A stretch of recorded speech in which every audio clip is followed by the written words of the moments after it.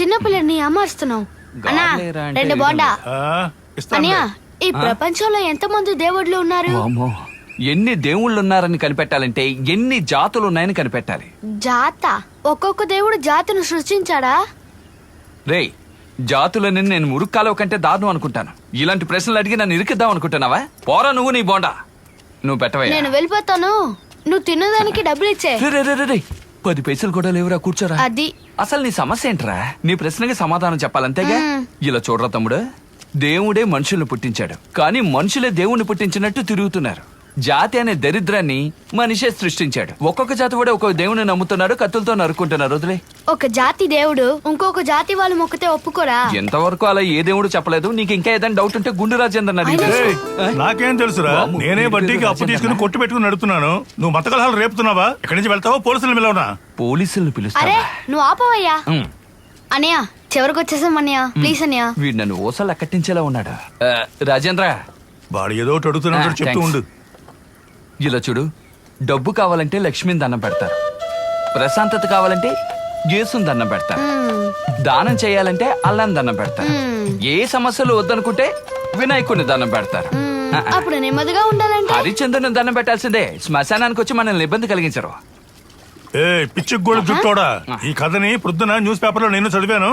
ఏంటి చిన్నపిల్లలను చేసి కథలు అడుగుతున్నావా? ఎక్కడి నుంచి వెళ్తావా? వేడి నేను పోసేనా? నేనెక్కడ చెప్పానయ్యా? పొద్దు నుంచి ప్రశ్నలు అడిగి ప్రాణం తీస్తున్నాడు. వెళ్ళి బోండా ఒకటి తీసుకురా. నీకు డబ్బులు కావాలా వద్దా? ఇవ్వకుండా వెళ్ళి చూడు.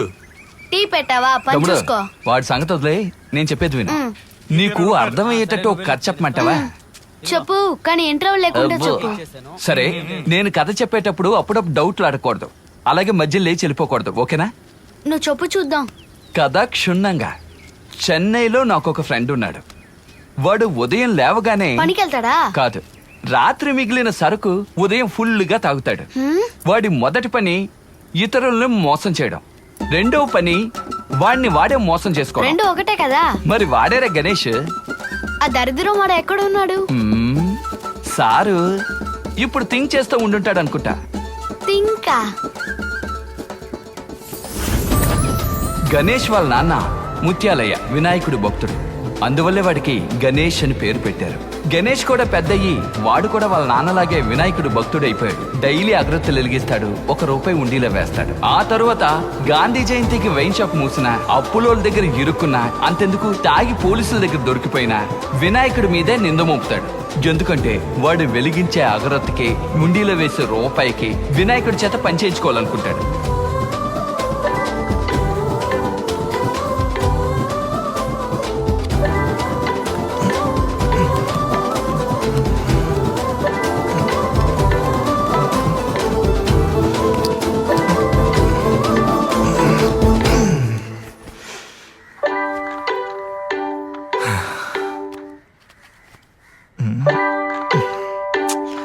పొద్దునే ఎక్కకి పని పాటలేదు.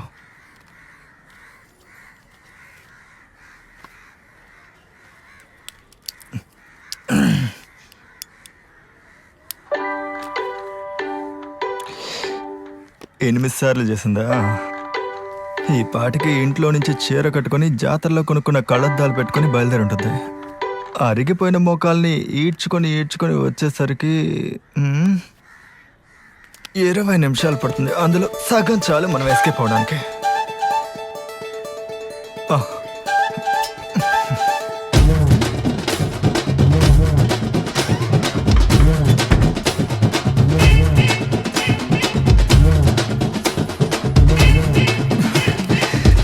Hi, good morning.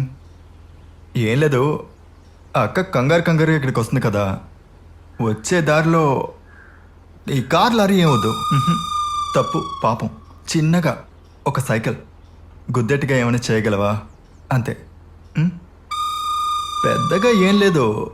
ఈ అద్దె మ్యాటర్లో నుంచి ఎలా ఎస్కేప్ అవ్వాలో తెలియకే ఇలా అడుగుతున్నాను. తప్పుగా అనుకోకండి, సరేనా? వెంటనే నిర్ణయం తీసుకోండి, ఆలోచించకండి. ఆ తర్వాత మిమ్మల్ని నేను బాగా చూసుకుంటాను. అసలు చెప్పాలంటే నేను పగలగొట్టే కొబ్బరికాయకి, వెలిగించే అగరబత్తికి అప్పుడప్పుడు మీరు ఇలాంటి సహాయం చేయొచ్చు, తప్పులేదు.